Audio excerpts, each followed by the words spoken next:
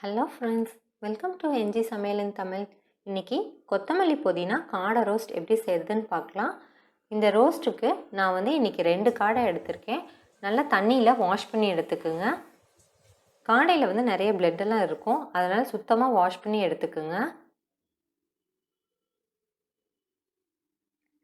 இப்போ இந்த ரோஸ்ட் செய்யறதுக்கு மசாலா ரெடி பண்ணிடலாம். ஒரு மிக்ஸி ஜாரில் புதினா,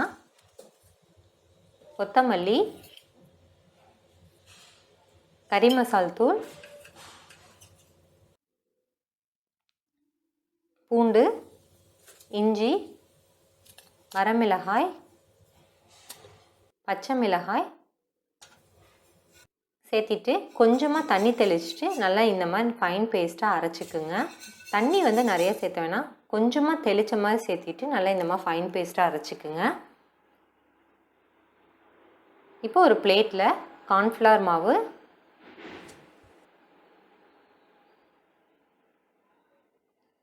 அரிசி மாவு, நான் 2 காடை தான் எடுத்திருக்கேன், அதனால் இதெல்லாம் கொஞ்சமாக சேர்த்திருக்கேன். நம்ம அரைச்சி வச்சுருந்த கொத்தமல்லி புதினா பேஸ்ட்,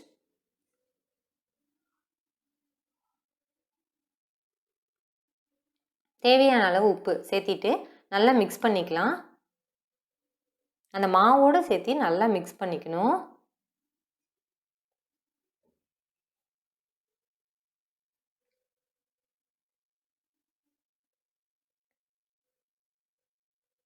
நல்லா மிக்ஸ் ஆனதுக்கப்புறம் கொஞ்சமாக லெமன் ஜூஸ் புழிஞ்சு விட்டுக்குங்க. புழிஞ்சு நல்லா மிக்ஸ் பண்ணி விட்டுக்கலாம். நான் 2 காடைங்கிறனால மசாலா கொஞ்சமாக ரெடி பண்ணியிருக்கேன். நீங்கள் எவ்வளோ எடுத்துக்கிறீங்களோ அதுக்கேற்ற மாதிரி கொத்தமல்லி புதினாவை சேர்த்திக்குங்க. இப்போ நம்ம வாஷ் பண்ணி வச்சுருக்கிற காடையில் நம்ம செஞ்சு வச்சுருக்கிற மசாலாவை ஃபுல்லாக அப்ளை பண்ணிடலாம்.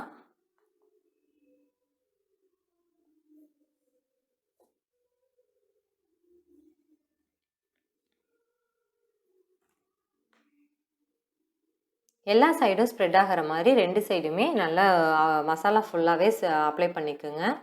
இந்த ரோஸ்ட் பார்த்திங்கன்னா அவ்வளோ சூப்பராக இருக்கும். அந்த கொத்தமல்லி புதினாவோட ஃப்ளேவர் அவ்வளோ டேஸ்ட்டாக இருக்கும்.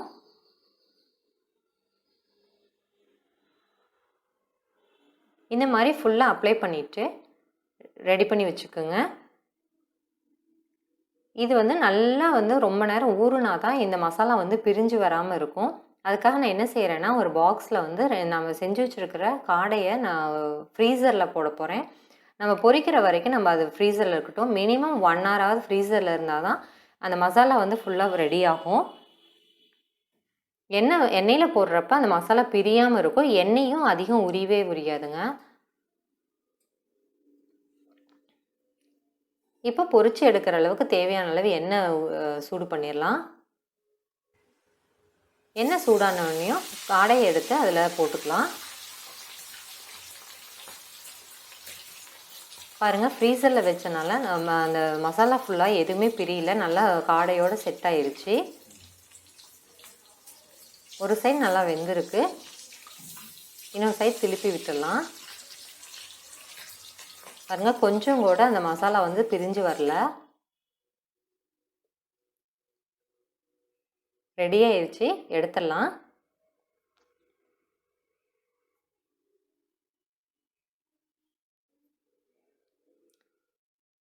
இன்னொரு காடையும் போட்டு நல்லா பொரிச்சு எடுத்துடலாம்.